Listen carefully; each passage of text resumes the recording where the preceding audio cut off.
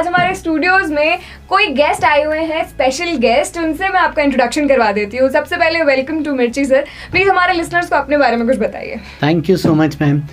Hello Indore, मेरा नाम है अजीत लुल्ला। मैंने बीटेक किया है आईआईटी बॉम्बे से और मैं बच्चों को आईआईटी जेईई और नीट की प्रिपरेशन करा रहा हूँ इंदौर में पिछले 12 सालों से, और बच्चों के करियर बनाने के लिए उनके साथ करते हैं एक्सट्रीम मेहनत। Okay sir, so I am sure कि जब आपने जेईई क्रैक करी थी तब के पढ़ाने में और अब के पढ़ाने में बहुत डिफरेंस होगा। तो मैं जानना चाहती हूँ कि तब की जर्नी से, मतलब तब से अब तक की जर्नी आपकी कैसे रही है? कैसा स्टार्ट में चीज़ें होती थी और अब कैसे हो गई हैं? आपकी जर्नी क्या थी, उसके बारे में हमें कुछ बताइए। बिल्कुल, डेफिनेटली मैम। मैं अपने बारे में बताऊं तो मैं एक बहुत ही बिलो एवरेज बच्चा था। मतलब मैं ये बच्चों को हमेशा अपनी कहानी बताता हूँ। जो मेरा 11th में पहला फिजिक्स का टेस्ट था, बाय द वे मैं एक बार क्लियर कर दूं कि मैं फिजिक्स टीचर हूँ और मेरा जो पहला फिजिक्स का टेस्ट था उसमें मैम इमेजिन करेंगे मेरा स्कोर था -1। -1 से मैम मेरी शुरुआत हुई थी और मैं आईआईटी बॉम्बे जा पाया। तो डेफिनेटली इसमें मेरे जो टीचर्स मेरे को मिले उनका बहुत बड़ा सपोर्ट था।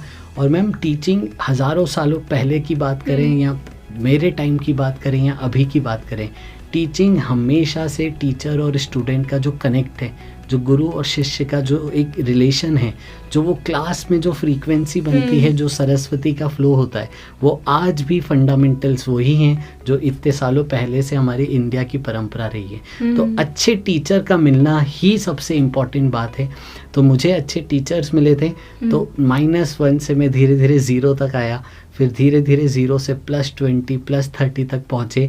और कुछ अच्छे टीचर्स थे जिन्होंने देखी यार इस बार कि ये बच्चा मेहनत कर सकता है और अगर इसको सही डायरेक्शन मिल जाए तो ये ज़रूर आईआईटी बॉम्बे पहुँचेगा।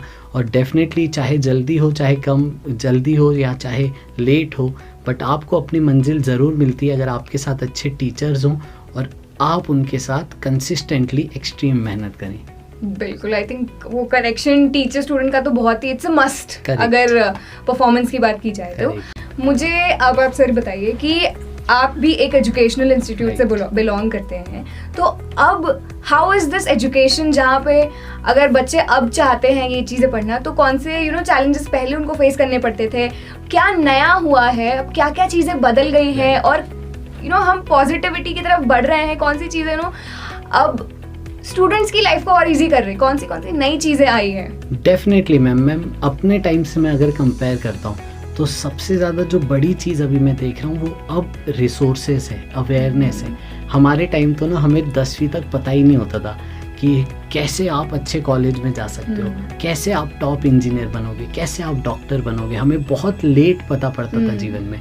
But after the digital revolution बच्चों को बहुत छोटी उम्र से ही पता है कि हमें कैसे टॉप कॉलेज तक पहुंचना है, कैसे करियर को ऊंचाइयों तक लेके जाना है। और इसमें सबसे बड़ा जो बेनिफिट है वो डेफिनेटली सोशल मीडिया का है, यूट्यूब का है, जहाँ पे बच्चों को छोटी सी एज में भी बहुत टॉप इन्फॉर्मेशन मिल जाती है। तो बच्चों के पास रिसोर्सेज बहुत ज़्यादा है मैम, इन्फॉर्मेशन बहुत ज़्यादा है।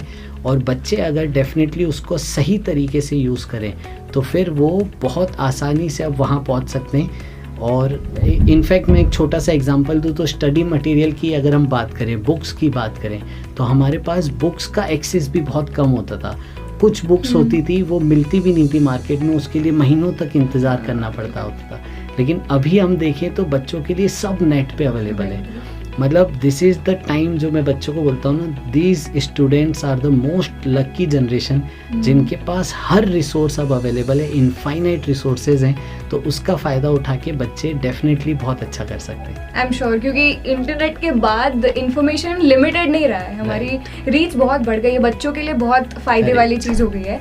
अब मैं आपसे ये पूछने वाली हूँ कि ये जो ट्रिकी और टफ टाइम्स बीच में आए थे कोविड के टाइम, तो हमारा बाहर जाना नहीं हो रहा था, तो बच्चों के लिए वो टाइम बहुत ज़्यादा मुश्किल हो गया था। वो सारे बच्चे जो तब इन एग्ज़ाम्स की प्रिपरेशन कर रहे थे, क्योंकि मेरी खुद की जो बहन थी वो जेईई के लिए प्रेप करी थी, तो उसकी कोचिंग थी और वो बीच में ही बंद हो गई थी। और वो ऑनलाइन एजुकेशन एक अच्छी चीज़ थी कि आपको घर बैठे बैठे वो सारी चीज़ें मिल रही हैं, लेकिन फिर भी जो वो फिजिकल क्लास वाली बात है ना, वो कनेक्शन, वो डाउट क्लियरिंग सेशंस, वो सीरियसनेस, बहुत सारी चीज़ें अटक रही थी, लेकिन कोई ऑप्शन नहीं था। तो वैसे ही चीज़ें कंटिन्यू हुई हैं, लेकिन आई एम हैप्पी कि अभी वापस चीज़ें बैक ऑन ट्रैक आ रही हैं। तो मैं आपसे जानना चाहती हूँ कि ये ऑनलाइन क्लासेस के बाद अब जो वापस से हमारा नॉर्मल लाइफ आ रही है बैक ऑन ट्रैक, वो एजुकेशन सिस्टम में कैसे आ रही है कि ऑनलाइन से वापस फिजिकल क्लासेस स्टार्ट हो रही हैं? Right, definitely ma'am. उस टाइम पे बच्चे एकदम हेल्पलेस हो गए थे, एक तरह से बात करें तो। बच्चों के पास, इनफैक्ट स्कूल्स के पास, कोचिंग्स के पास वो टेक्नोलॉजी थी ही नहीं जहाँ से हम बच्चों को दूर से भी हम कम्युनिकेट कर पाएँ, पढ़ा पाएँ, सही रास्ते दिखा पाएँ। बट थैंक्स टू अनअकैडमी का ये विज़न बहुत स्ट्रॉन्ग था। अनअकैडमी स्टार्टेड सिंस 2014 और तब से हमने वो डिजिटल इकोसिस्टम बना रखा था। तो थैंक्स टू दैट सारे बच्चों के साथ अनअकैडमी था और उस टाइम पे हमने बच्चों के लिए काफ़ी इनोवेशंस किए, काफ़ी डाउट सॉल्विंग में कैसे इम्प्रूवमेंट कर सकते हैं वो हमने नोट डाउन किया। और बच्चों के साथ जो उस टाइम पे मेहनत हुई आउट ऑफ द वे जाके, वो मेहनत काफ़ी रिजल्ट भी लाई थी। और उस टाइम पे हमारे साथ लाखों बच्चे जुड़ गए थे मध्य प्रदेश के। और डेफिनेटली जब बच्चों का इतना जुड़ाव था तो दे वांटेड कि हम उनके साथ फिजिकल पढ़ाएं। तो इसीलिए अनअकैडमी ने ऑफलाइन सेंटर इंदौर में अभी स्टार्ट किया है कुछ दिनों पहले और बहुत अच्छा रिस्पॉन्स है। इनफैक्ट हमें 2 महीने भी नहीं हुए स्टार्ट किए हुए and we have crossed 1000 enrolments. तो बच्चे बहुत खुश हैं कि अनअकैडमी अब ऑफलाइन आ गया है। तो डेफिनेटली ऑनलाइन वाला जो सपोर्ट सिस्टम है अभी भी वो तो है ही, साथ साथ हम ऑफलाइन भी हैं। एक चीज़ ऑनलाइन इकोसिस्टम ने ये बहुत अच्छी की है कि अब जो गांव का भी बच्चा है जिसके पास कुछ भी रिसोर्सेस नहीं है वो भी पढ़ सकता है। हम हमारे साथ यूट्यूब पे हमारे फ्री प्लेटफॉर्म क्लासेस पे इतना बच्चा जुड़ा है जो दिस इज़ अ मिरेक्युलस एकदम जर्नी होती है उनकी। ऐसे ऐसे बच्चे मैम जिनके पेरेंट्स डेली वेजेस पे काम करते हैं, जो फार्मिंग करते हैं, वो बच्चे कभी भी ऑफलाइन क्लासेस में नहीं आ पाते थे। तो थैंक्स टू अनअकैडमी अब उनके पास बहुत सारे रिसोर्सेस हैं और वहाँ से भी सक्सेस स्टोरीज बन रही हैं और वो हमारे लिए बहुत ही प्राउड मोमेंट है।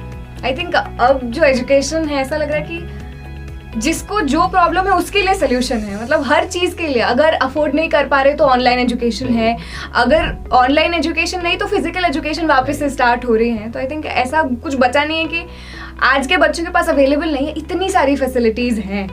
तो वो सारे बच्चे जो अब स्टार्ट करने वाले हैं, जो स्कूल से अब अपनी कॉलेज और आगे की जर्नी स्टार्ट करना चाहते हैं, उनके लिए आपके पास क्या एडवाइस है कि कैसे आगे बढ़ना चाहिए उन्हें और प्रेप करना चाहिए for these exams? Definitely ma'am एक छोटा सा एग्जाम्पल से मैं शेयर करूँगा। एक बच्चा था आकर्ष जो मेरे साथ 10th से जुड़ चुका था और वो बच्चा इतना अवेयर था आगे के लिए, उसने 8, 9, 10 से ही थोड़ी सी तैयारी आगे की कॉम्पिटिटिव एग्ज़ाम की चालू करना स्टार्ट कर दी थी। उसका बेनिफिट ये हुआ कि जब वो 10th में था हम 11th पढ़ते थे, जब वो 11th आया तो हमने 12th कर दिया और जब वो 12th में था तो हमने पूरा सिलेबस वापस से रिवाइज़ किया। और इसका इतना अच्छा बेनिफिट हुआ कि उसने टॉप 100 में जेईई एडवांस में रैंक स्कोर की, फिर वो टॉप आईआईटी में एंटर हुआ और उसका जो सपना था, उसके पेरेंट्स का सपना था, वो क्लियर हो पाया। तो मेरा बच्चों के साथ यही सजेशन है कि बच्चों आप किसी भी चीज़ में अपने आप को कम मत समझो। अभी आपके पास इतने रिसोर्सेस हैं ना, हो सकता है कहीं पे हम अभी कुछ मैथ्स कमज़ोर हो, कहीं पे साइंस कमज़ोर हो, वो आपको आगे बढ़ने से नहीं रोक सकता है। कभी कभी हमें लगता है ना एक चैप्टर मेरा कमज़ोर है तो मैं आगे बढ़ ही नहीं सकता हूँ। This is totally wrong. मेरा एग्जांपल लीजिए, मैं -1 से आईआईटी बॉम्बे गया था। यानी आप भी कुछ भी कर सकते हैं, बस आपको ना एक जज्बे के साथ, एक जुनून के साथ और बहुत डिसिप्लिन के साथ 2 साल पूरी तैयारी करनी। अपने टीचर्स के साथ पूरा साथ रहिए, रिसोर्सेज अच्छे चूज़ करिए और उन रिसोर्सेज पे पूरी शिद्दत से मेहनत करके ख़त्म करिए। ऐसा नहीं कि हम कुछ टॉपिक स्टार्ट करते हैं मैम और बीच में छोड़ देते हैं, वो बहुत गलत होता है। आप पढ़िए बहुत अच्छे से, concept clarity is very important. आप जो भी पढ़ते हैं उसको बहुत गहराई से पढ़िए और उस पर बहुत एप्लीकेशन बेस्ड प्रॉब्लम सॉल्व कीजिए। तो अभी बच्चों के लिए बस यही है कि जल्दी से स्टार्ट करें और अनअकैडमी आपके लिए बहुत अच्छा एक ऑफलाइन सेंटर ला चुका है। तो आप अनअकैडमी में आके जुड़ सकते हैं, हमारे टॉप एजुकेटर्स के साथ अपनी जेईई और नीट की तैयारी कर सकते हैं और वहाँ पे आके बस हमारे साथ लग जाइए, तो आपको अपनी मंजिल तक पहुँचने में कोई नहीं रोक पाएगा। हमारे इंदौर में अब अनअकैडमी में दूसरा सेंटर भी लॉन्च कर दिया है विजयनगर में।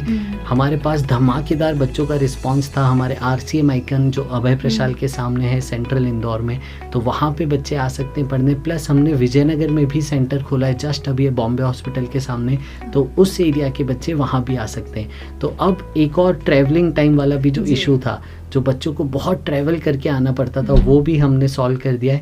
तो अब इंदौर के टॉप टीचर्स विजयनगर में भी पढ़ा रहे हैं और RCM आइकॉन में भी पढ़ा रहे हैं। बहुत ही अमेजिंग।